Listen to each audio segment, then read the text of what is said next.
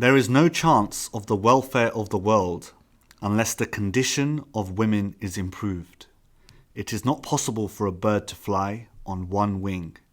Swami Vivekanand.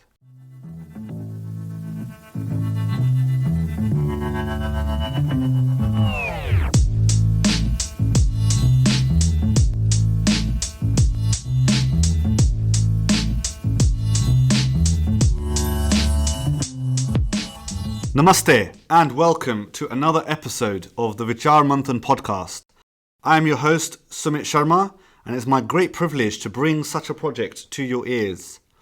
Thanks to all of those that have tuned in so far. You can catch me on podcast at vicharmanthan.org and also on all of the social media handles.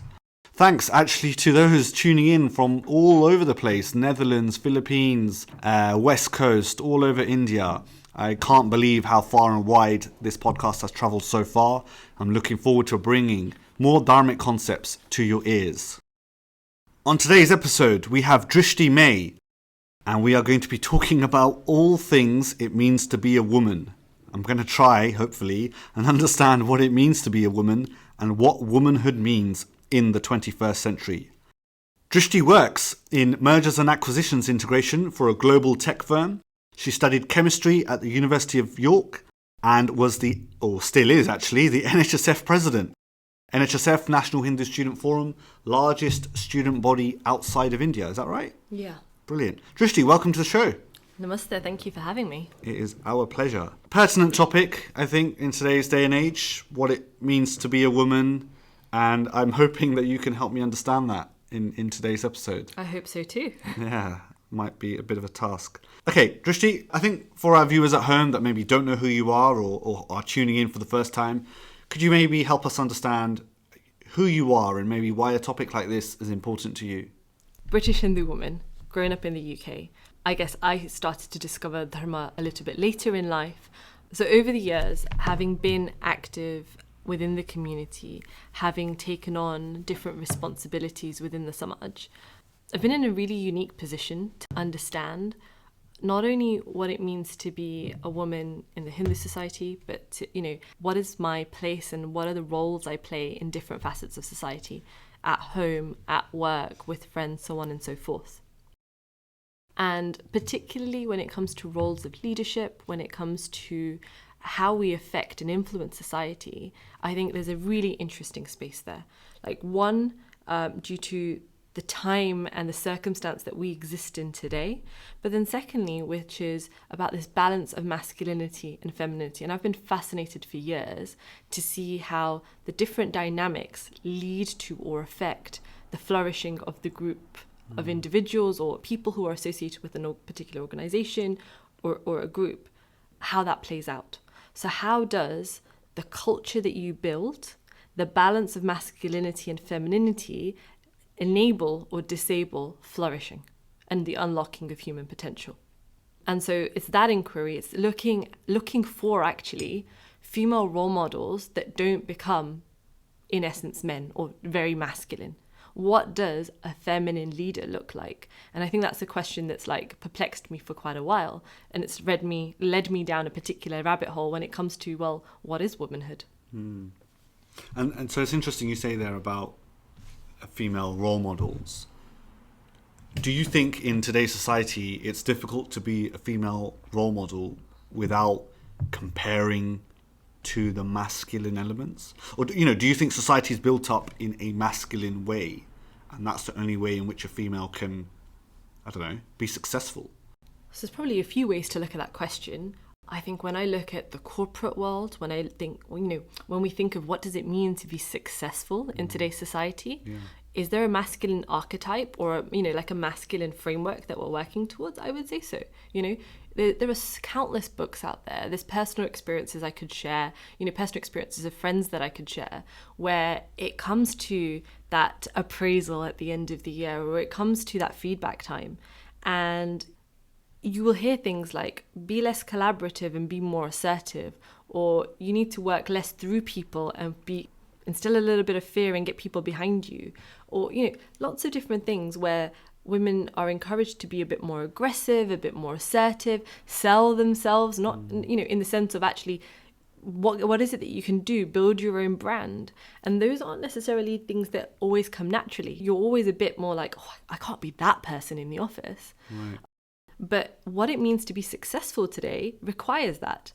And some of that comes far more naturally to men, right? It's a far more masculine trait. Sure. So to come back to your question, success and to be successful and therefore to have influence and therefore to be someone who would be like a well-known role model, yes, I think you do have to embrace a bit more masculinity in today's society. Sure. Okay. Let's try and define some terms. So yes, what do you think womanhood has meant so far? How would you define womanhood? How would we define womanhood? So I guess we've got lots of words that end in hood. So let's start there, right, with that suffix. We could look it up, but it is generally, what does it mean to be in the state or the condition of being in a certain way? Also, in other words, what is the essential nature of a state of being? So childhood. It is all about the essential nature of being a child and the different phases you will have. Widowhood, manhood, womanhood. So womanhood is all about the essential nature of being a woman, right? And the experiences that you have that are not tied to or limited to by culture, by geography, by tribalism, by economic status and standing, or religion. It transcends all of that. So it's very much the essential nature.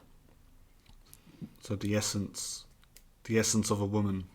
I get lost in translations like that, and I think we were discussing this the other day, where you're saying what it means to be. Should we try and bring it to life a little then? Yeah, right. Sure.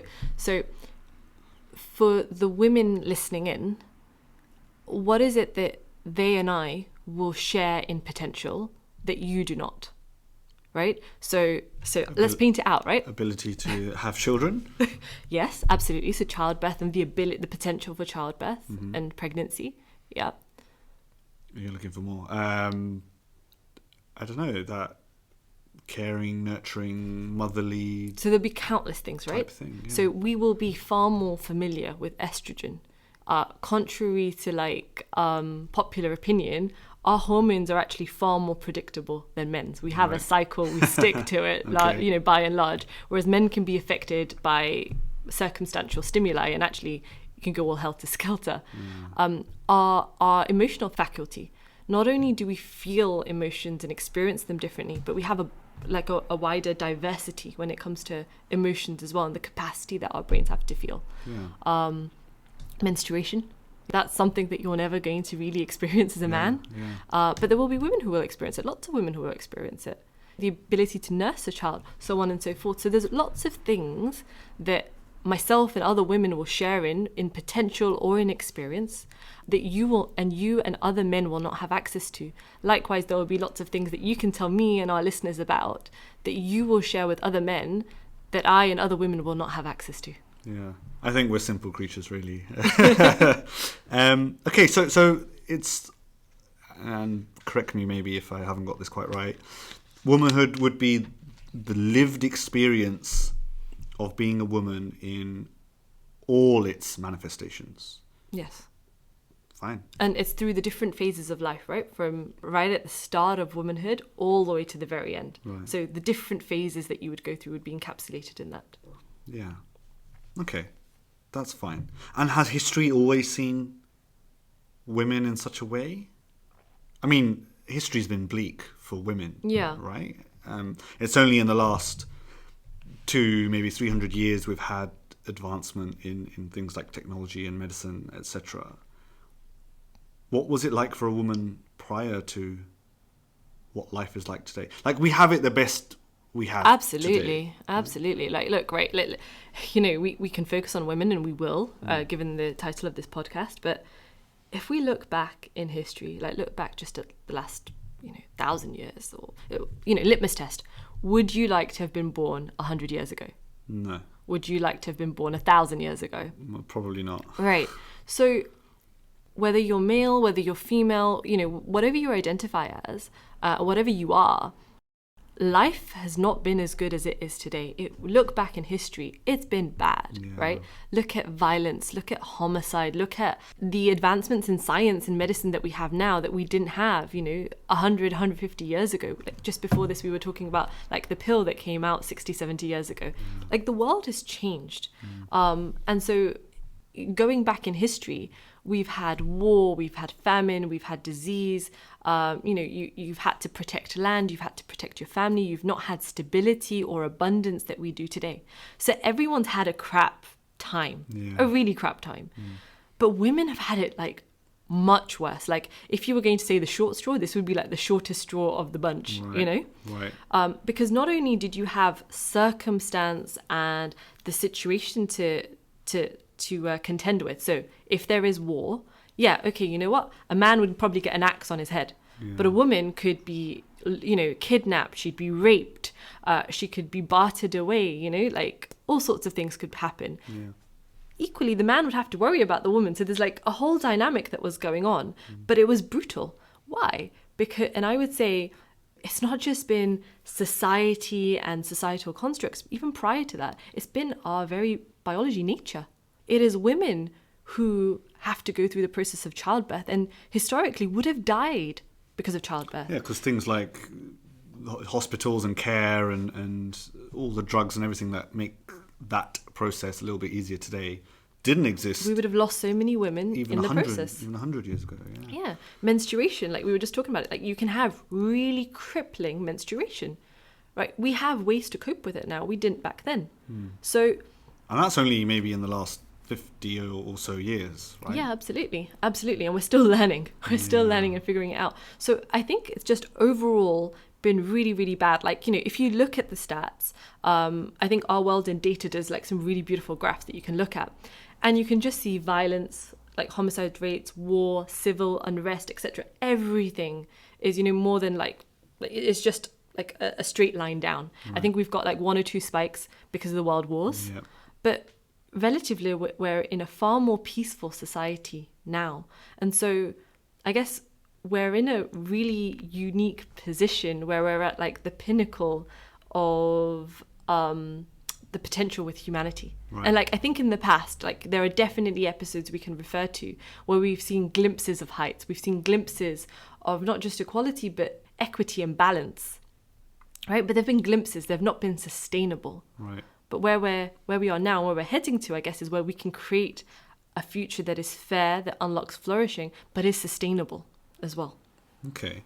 So nature maybe has been quite difficult for both men and women. And we're saying that maybe women have now got it slightly easier with all these advancements. So, okay, let's switch gears slightly. What is an ism?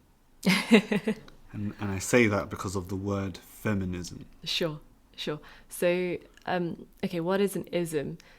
So in its simplest form, it would be a set of beliefs or practices, and that can be, at a micro level. But if we're looking at things like feminism and similar such isms, we're looking at an ideology. We're looking at doctrine. We're looking at potential dogma.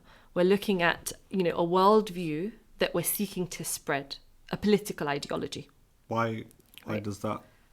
Why do those words make it seem like it's not a good thing? So why does it not look like a good thing? What it does is it starts on the basis that there is one worldview or one set of ideas, and there are others that don't have that set of ideas.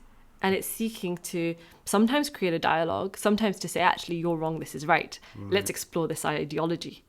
So with feminism, right, there have been lots of different iterations. There have been lots of the meaning of the word, I think, has changed over the years. Yeah, and as an ideology, it's also had different renditions, different, forms of refinement. And one particular branch of it has been associated with Marxism. Right. It does, it's closely associated with class struggle. It's associated with an us and them syndrome where, in all its forms, feminism is seeking to right a wrong, a historical wrong, where women have not had parity with men, where women, have had a crapper deal.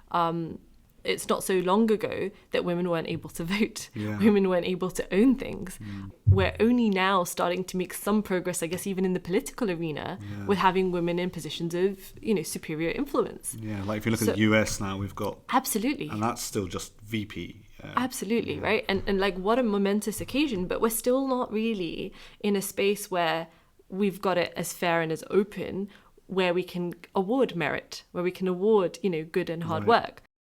Am I right in saying that feminism, in its most basic definition, requires there to be another, a comparison to? Is feminism men versus women? Oh, big question. So the first part of the question, does it require for there to be another? I think so, yes, because you're seeking, like, if women and men had equal access to flourishing, or what feminism is trying to, what its endeavor is to bring equality for men and women. If that existed, you wouldn't need feminism, right? Sure, okay. So there is a difference, there is an unequalness that feminism is looking and seeking to right. Right? So yes, is it men against women?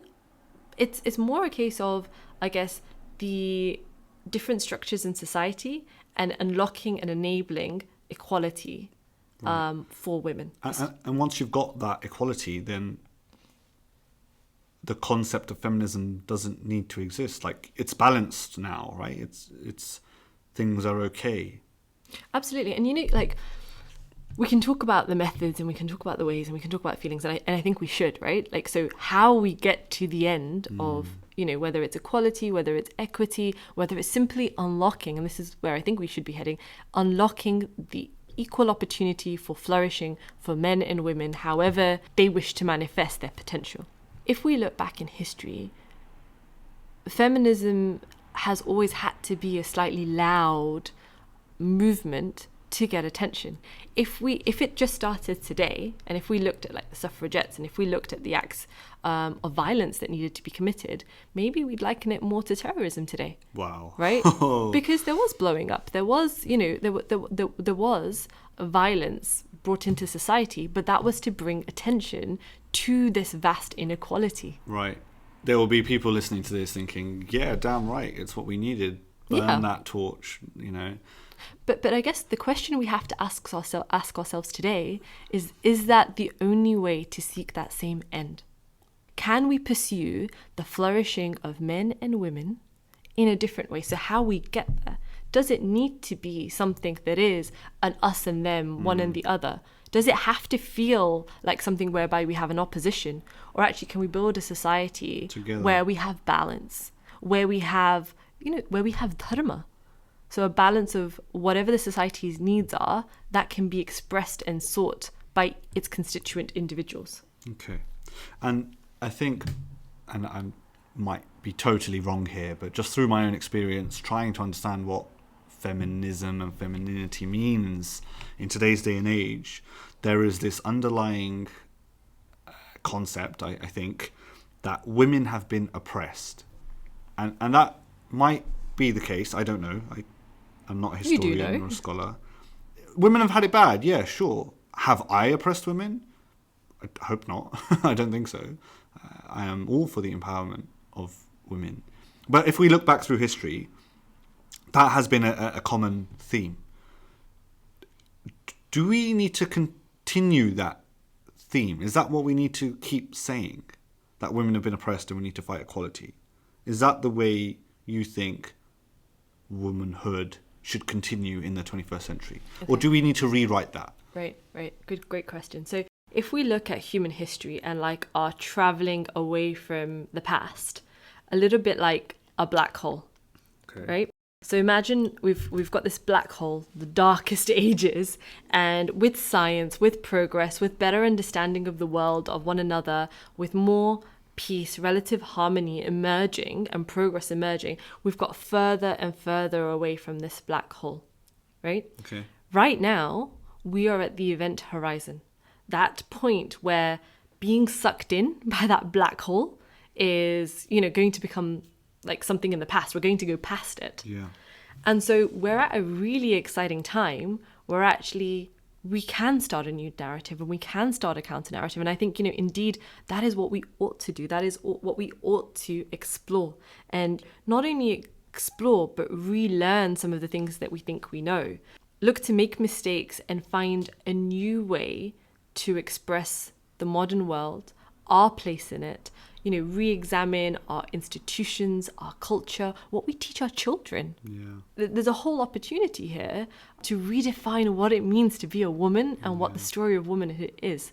Like one example to bring that to life. One of my most life-changing experiences was at the age of 20, and actually celebrating my 21st birthday, out in India, backpacking. Straight after my first year of university, myself and a friend. When we traveled around India, we went to over 21 different cities. We met loads of people from across the world, but everyone was so shocked that we were traveling alone. Right. They thought it wasn't really right for us as young women to be going out, taking overnight buses or, traveling early in the morning and navigating our way around. Could be seen as dangerous. Right. And lots of people did. Like, people here in the UK were shocked. People in India were shocked. They were just like, whoa, what's going on? Yeah. But then at the same time, they're like, go on, good on you. Power to you. Absolutely. But my question is that traveling through India, I was fine. I was safe. I never got food poisoning. Like, I navigated it just fine, but I was prepared for it. Mentally, I could respect the culture. I knew how to keep myself safe, right? Just as I would in any other city that I travel in. But my question is, why is our response to that, oh my goodness, that's a little bit dangerous, instead of, why don't we teach our girls to be more like that? Why can't our fathers take more of a role to prepare our girls to dealing with uncertainty, to dealing with or navigating through such unknowns or, new experiences? Yeah. I'm not a father yet. I will one day be. But if I think about that, what you've just said there with why can't fathers teach their daughters to be more, I don't know, what has he said? Navigating that, uncertainty. Navigate the uncertainty. Yeah. But I don't know, because for a father, their daughter is their pride and joy, and they don't want anything to happen to their little girl. Would they have the same response for their young boys? Probably not. Why? Yeah, don't know. That's just the way of the world. Is it Why? not? Why? Because if we think about it, right, what have we just discussed? Right? Historically, women have needed to be protected because you've had war, you've had civil unrest, you've had all sorts of things happen. We do not live in that world anymore. But that comes from a genuine place of care. Sure. But is that expression of care necessary now, or is a new expression of care necessary to help them navigate this new world where there are less dangers, different dangers? Yeah. Okay.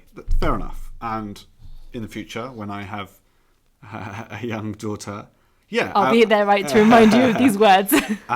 She'll have to listen to this podcast. I'll prepare her for a world where she can be strong and navigate the world. Absolutely. But I'll still have that care within me. Like, I don't want nothing to happen to you. I don't want you to go into situations that are not great. And I think, actually, I've had a revelation there that why is the world like that? Why is the world a dangerous place for my young daughter? Yeah. Okay. And that's the education. Yeah. Like, if we talk about challenges that we have in the world today, it's the education, right? Why is it that why can't we change the story to say, actually, I'm going to prepare my daughter to deal with situations that I'm fearful of, rather than locking her away, protecting her, or saying you can't experience XYZ. Give her the tools to be able to overcome, navigate, and succeed in those situations. And also, equally, look at the education I give my boys. Yeah. Why is that not an active conversation? Should it be? I think it should. Yeah. So womanhood in the 21st century, that female expression, we're saying it's, what's that black hole theory? The Event horizon. We are at an event horizon. Where women are now emancipated. And I'm sure there are going to be people listening who think that, no, it's not an equal playing field yet. Feminism needs to rise. We are not there. What do you have to say to those people? Those, I'm going to guess, women? It could be women and men, right? And you know what? I would say there are, rather than saying we are emancipated, I think we have the potential to be emancipated now, right? So we're at that cusp. We are at that cusp. And we have the opportunity to redefine it. You know, we have so much progress right now. Let's not knock that. But also, let's not forget that we've overcome and we've found a harmony or a certain level of dominance over nature where we can unlock the potential of women, where we can bring forward the contribution of femininity and the balance of femininity into the world. Do we have the ideal world all over? Absolutely not. But do we have the potential to bring it now more so than we ever have had previously? Absolutely. Right.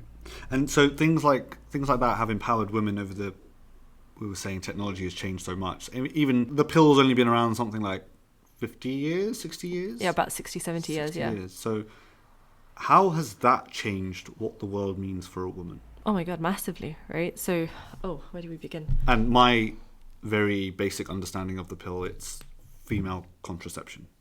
Yeah. Such an exciting and huge topic. Where do I even begin? So prior to the introduction of the pill, our attitude and our relationship with sex was very different. And you can read about this, right? There's some great articles, great books out there where you can explore like how social dynamics have changed. But prior to the pill, women overall were far more choosy about their sexual partners. Why? Because your risk of pregnancy was higher. Right, societal culture was different. Men could go around and, you don't have the consequence because you're not carrying a child for 9 months and you've not got societal consequences. You've not got necessarily the obligation to bring up this child. You could walk. Yeah. But a woman, you don't have the opportunity to walk away. So it's a very big deal. So women were far more choosy with their partners. What you as a man did mattered a lot more. Did you have the ability to provide? So women on the whole were a lot more discerning. Sure. Right?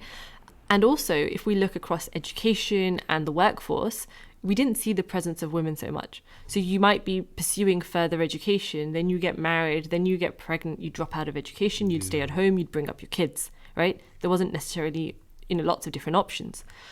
Same in the workforce. With the introduction of the pill, you've had the liberation of women's sexuality and their sexual expression. You've also given them the control of when to have a child and when not to have a child. So that has meant loads of things. It's meant that women can have multiple partners. It's meant women can complete their education.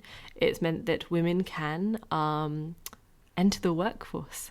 And we started to see that en masse after the 1960s when the pill was invented. Now we're seeing women enter the workforce. They are emancipated. I'm going to keep using that word. Women are now able to enter the workforce because they have more control over things like pregnancy with the pill, right? They are now more empowered to take decisions around. Absolutely. And there've been such really interesting knock-on effects on men as a consequence of this. So two just fun facts, right? So one is with women being liberated in their sexuality and not necessarily needing marriage to have a safe space in this sense, to actually be in the position where they say, actually, you're the person I'm going to spend my life with, so you're the person that I'm going to have sex with. Because that's changed, the motivations of men have also evolved. So there are studies that suggest that men's ambition is directly tied to their access to sex. So now that sex isn't something whereby you have to be super ambitious, you have to be on your way to owning a house, having a car, having a stable job, you could live in your parents' basement and still have access to it.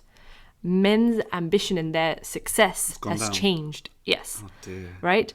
And then at the same time, you're seeing a rise in women who are choosing to be single, because they're not finding men who are as successful as them. And so you're having women that are out-competing men. Already in the university arena, we're seeing girls outperform boys, right? In the workforce, you're starting to see differences. So success is a different story now for men because of how sex lies in the balance, which I think is hugely, hugely interesting. Yeah, that's pretty telling of a lot of what happens with the next generation, I think. Right. So I think you're right. We are at that cusp where things can change. And if we redefine some of these terms and don't live under this dogma of expression, maybe? I don't know if I've got that right. All right, cool. I think we're going to do rapid fire round now. Oh, God. Everyone has that expression when they come on. And so I know you've listened to the last two, so you I hope, are prepared.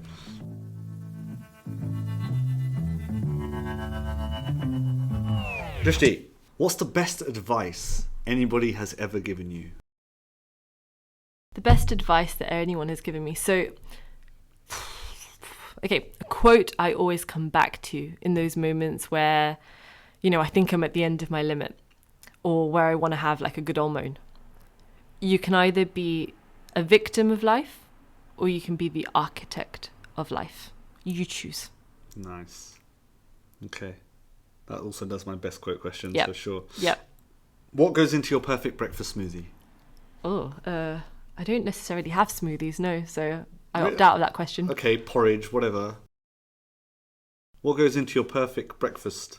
My ideal breakfast would be tofu shakshuka. Okay. With like a sweet potato and carrot hash and some avocado. Okay. Making me hungry now. What's your favourite book? The Art of Loving by Erich Fromm. More of Fromm's work, okay. Or did someone you already quote from? Someone has recommended Fromm's work. Why? Why is that your favourite book? So The Art of Loving is probably one of Fromm's shortest books. So Fromm is an Austrian psychoanalyst, writes extensively about human nature. And in The Art of Loving, he explores the different forms of love. So like from romantic love, erotic love, brotherly love, motherly, fatherly, the love that you have for God. And he starts to give far more nuance to what love actually is, or in a way that's very different to, I guess, how we see it portrayed in the movies, how we see it portrayed in books, how we might even experience it today. My notion of love is just Shah Rukh Khan, by the way. Oh, goodness help you. He ruined my childhood. Oh, goodness help you. Maybe you need another podcast on love. Perhaps. But a really beautiful book. I think it's well worth reading. And I guess the essence of it is that love isn't something that you fall into or fall out of. It's not this magical thing that happens to you. It is an art. It is something that if you want to perfect, you have to work at. And it will require effort. It will give you moments where you feel low, but then it equally will give you moments where you unlock the very best of yourself if you are so willing to put that work in. And that's such a refreshing take on, I think, the notion of love that we see play out in the world today. Yeah. So not Bollywood then. Peaks and troughs though. That's definitely not Shah Rukh Khan's version. And all in balance, I think, is something I picked up there. If you could have one superpower, what would it be? The ability to fly. Fly? Yeah. Really? Yeah. Like, how amazing. It would be cool, but think about it'd be quite cold and okay, yeah, all right. I like Well, science has progressed so much, I'm sure we'll find a way around it. Sure. Okay. If you were stranded on a desert island, what 3 items would you take and why? God, this is not going to happen to me, but if I found myself stranded on a desert island, I would want an instant pot because you can cook absolutely anything in there. Okay. I'd want some form of a solar panel electric supply so that I'm never out of electricity. And then the third object would probably be something like a tablet so that I can capture thoughts on it, I can take photos. I think there's something beautiful about, I'm not artistic in any way, but I think there's something beautiful about capturing stories and moments through photographs and then being able to write and express something alongside it. So those would be my 3 items, I think. All right, brilliant. Can you tell me a moment in your life where your paradigm has shifted?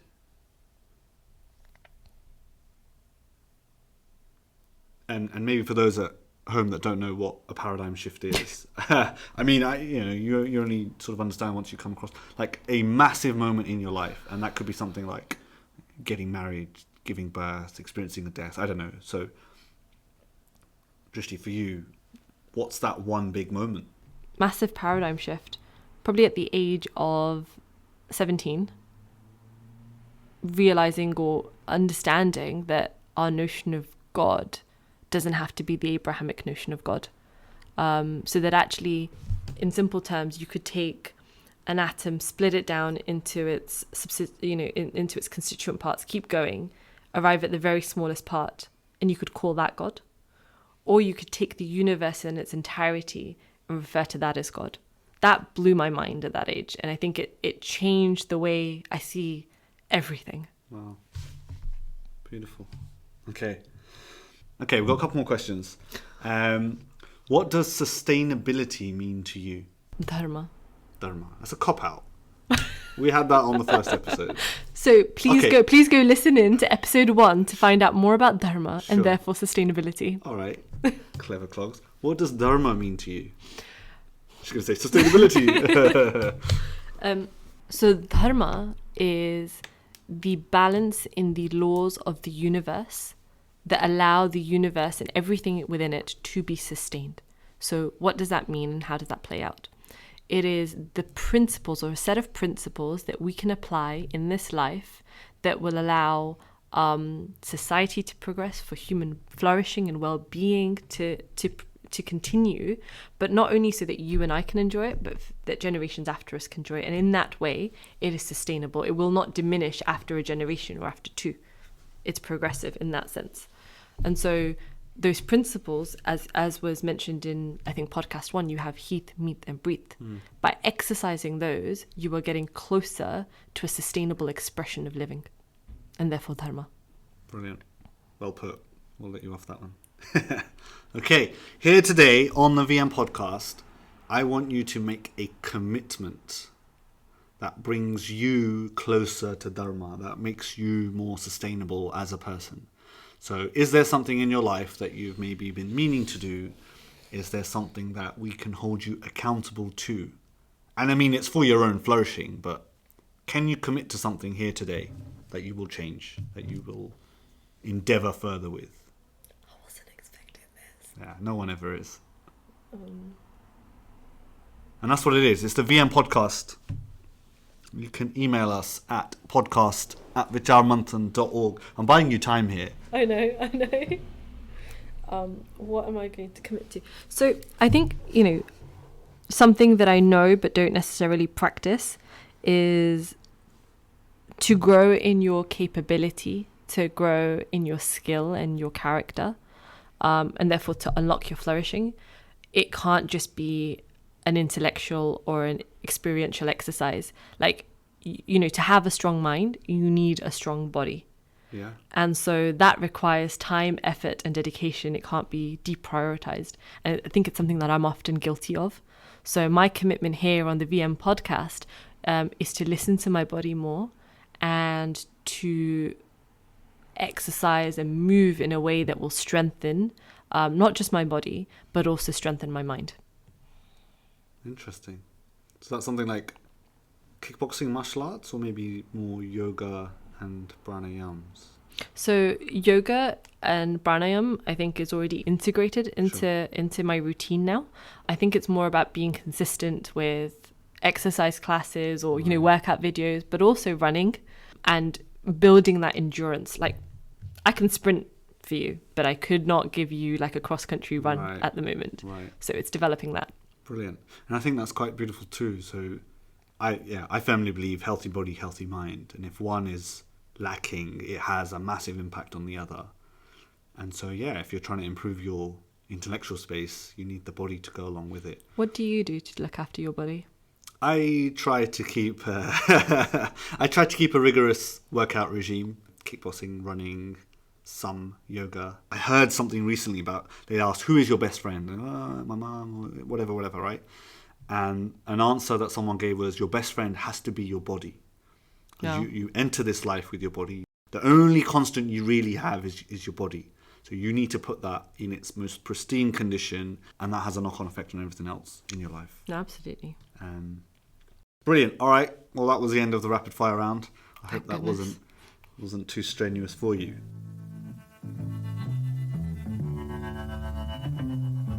Drishti, you've been involved with the Tattva authorship program, and I believe there's a new piece coming out soon called Beyond The Bindi. Could you maybe help us understand what that is and what you're doing to take part? So Tattva is an authorship program that is seeking to redefine or produce counter-narratives in the world that express Dharma in a way that is far more authentic and true. And Beyond the Bindi is one of these projects. It is contributing to the start of what will be an exciting narrative, which is communicating and expressing Hindu womanhood and the experience of being a Hindu woman in the 21st century in authentic terms. And so there's a whole range of pieces coming out from like motherhood, menstruation, adoption, art and women, femininity, dance, so on and so forth. And so recently I took part in an incubation hub where for a fortnight there were 7 of us that joined different speakers, authors at 6:45 in the morning for an hour to understand different expressions, history, philosophy surrounding the experience of womanhood, to produce short pieces that will contribute to this anthology. So my piece is all about women, leadership, dharma. And I guess my premise of my session is that in today's world, we have an unruly form of masculinity that we can only overcome or balance with the introduction of dharma. Okay. Quite heavy. Quite interesting. Yeah. I'll have to wrap my head around that at some point. So, of course, this podcast is about womanhood, and we can't not talk about maybe the differences between feminine and masculine. So, in today's world, what are the differences? What is feminine? What is masculine? How do we understand those two? Great question. And I think it's one that can be quite perplexing. If you go onto Google and you type in feminine, for example, the result you will get will be something like traits associated with being a woman, right? You'll get a similar response, but appropriate for men. And you think, well, what is that? And, personally, I feel when I hear the word feminine, I know what it means, but it's difficult to express. Like, how do I categorically say that's feminine and that's masculine, and then also be sure that that will stand true across cultures, across time, so on and so forth. And so I think when it comes to feminine and masculine, time does matter, and the breadth of experience does matter. From a Hindu lens, you would look at, from Brahman, Purush and Prakriti emerging, and you would imagine this like the fragmentation of light, where you have a pure white light coming through and hitting a prism, hitting Prakriti, so Purush hitting Prakriti, and then that fragmentation of light happening. And that fragmentation of light is the expression of humanity, right? So all forms of humanity are in those colours. And in those colours, you will have an area that is concentrated with particular traits that over time have been associated with women. And you will have another space that over time have typically been associated with men. The former is feminine, the latter is masculine. It doesn't mean that only men will be masculine and they can't be feminine. You have access to both. You and I might have different ratios, or you and another man might have different ratios of what you have of feminine and masculine. But this is just a measure, or this is just a call to what has typically been associated with women, what has typically been associated with men, and therefore what is more naturally expressed in either of the sexes. If we look at Hindu philosophy, you've got Ardhanishwar, where you have the image of Shiva, where it's neither fully male, neither fully female. And that is the perfect being, balance, harmony. It doesn't necessarily say it's these masculine traits and these feminine traits. It's just the fact that it's balanced. Yeah. And so that's quite an inspiring picture to internalize when we have this dialogue. Yeah.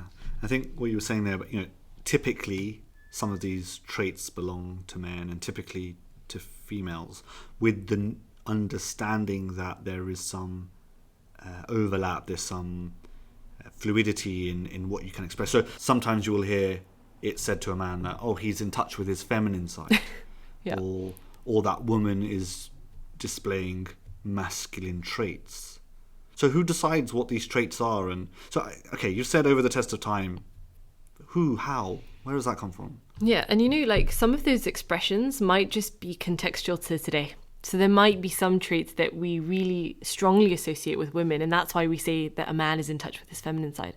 But all men have feminine elements. Yeah. All women have masculine elements. We've just talked about this concept of balance.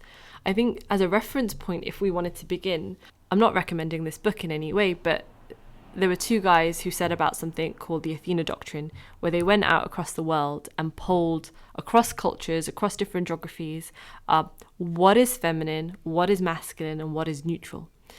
And what's really interesting about this study is they found consensus across cultures, across different economic standing, across languages, on what is feminine and typically associated with women, and what is masculine and what is neither, what is neutral. They polled 35,000 people for that. That's a reference point to start off with. That, it was quite telling that there was consensus found. So what kind of things, what traits would you say are definitely masculine and what traits are feminine? So competition versus collaboration. Turning something into a competition and trying to see who comes out on top is definitely tapping into our masculine side. Yeah. Whereas collaboration, which is looking after everyone, taking care of their, allowing everyone to express their views and coming up with a consensus, a joint piece, is a very nurturing style. It's a very feminine style. Yeah. Not saying men and women can't do either. They can do both. Yeah. But just over the course of time, these traits have generally been associated with those two archetypes. Okay. So, we could bring this to light with some case studies, right? So with Dharma, we're not necessarily seeking a flat or static equality.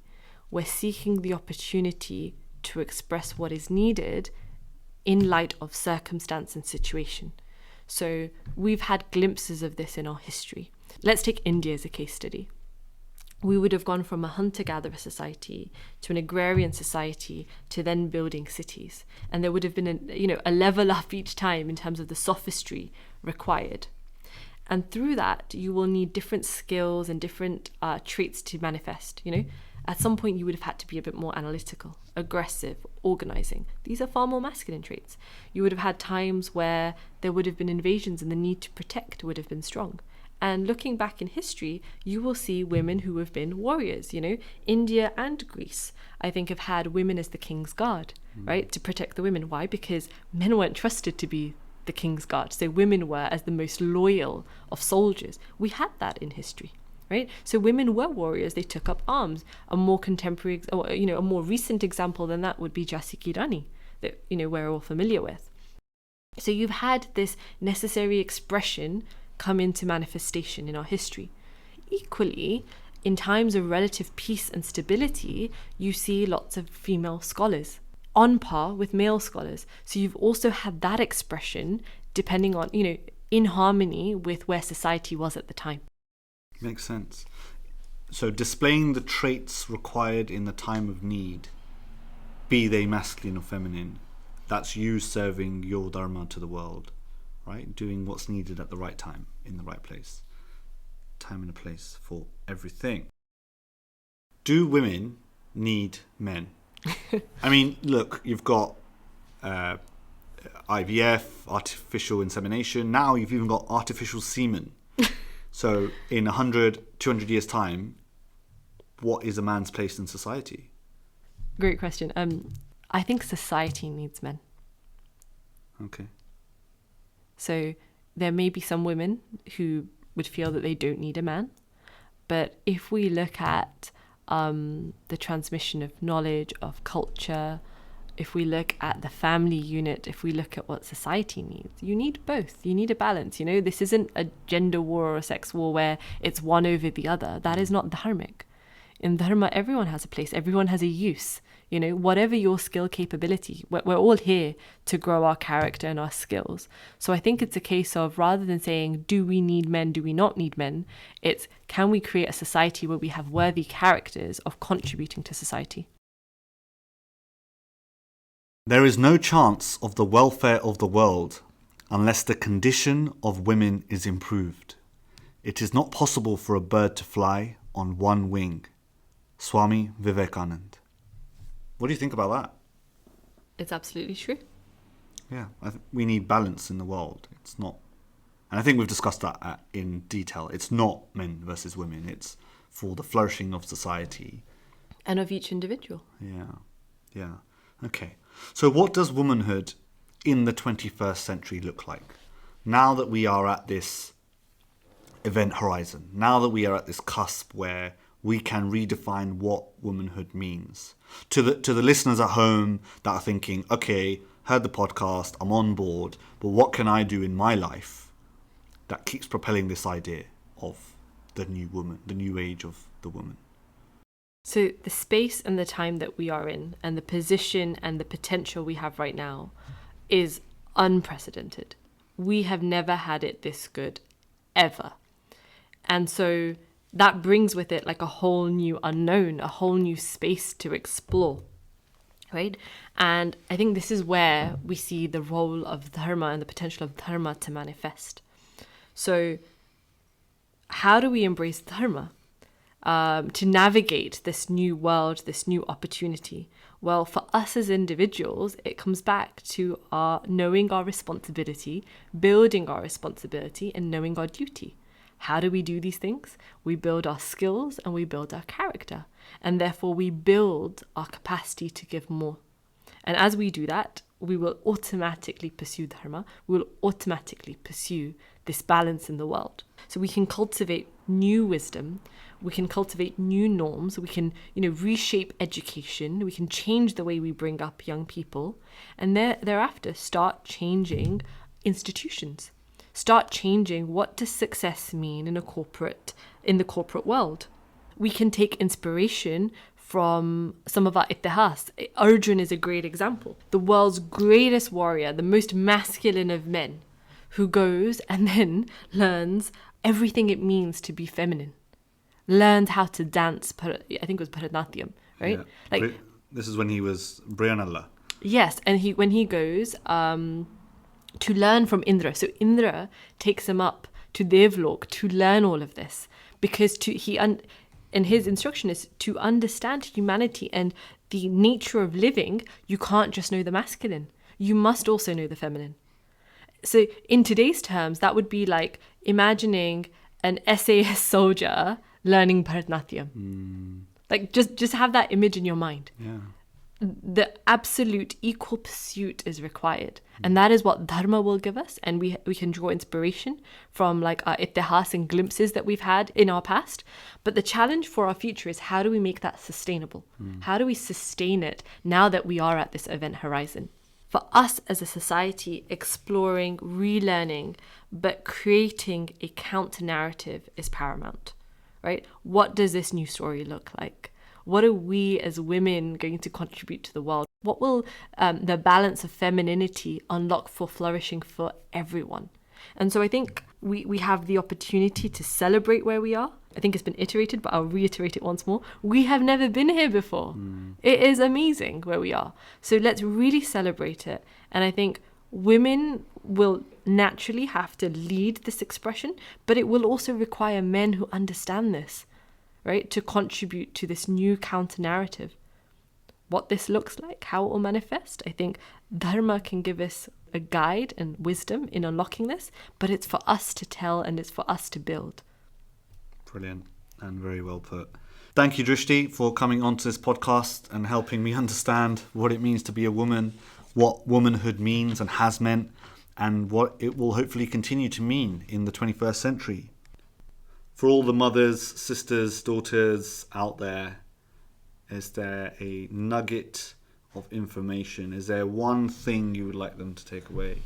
So I don't think this is necessarily targeted at a particular gender or sex, right? But I think we have a responsibility on our hands in terms of how we look at different phases of life.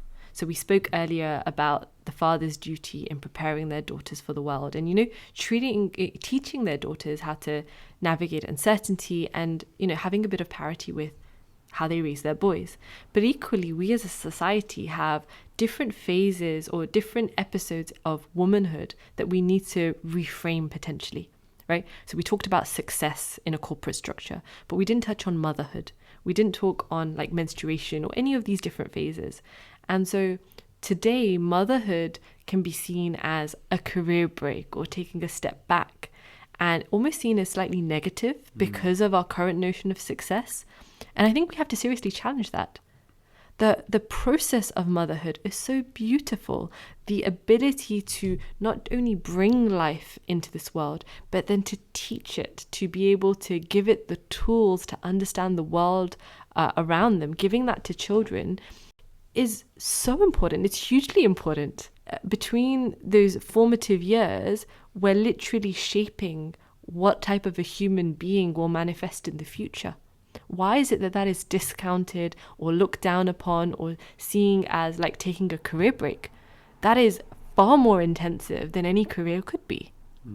So why can we not give it like the necessary and the appropriate respect and place in society? So can we reframe and reshape how we look at these important passages where we're contributing to society and we're contributing to human flourishing? Yeah, I think we can. And I think a podcast like this, and hopefully many more schools of thought, will come out and celebrate the life creator, the woman in our life. So thank you, Drishti, for coming onto the podcast. It has been insightful as always.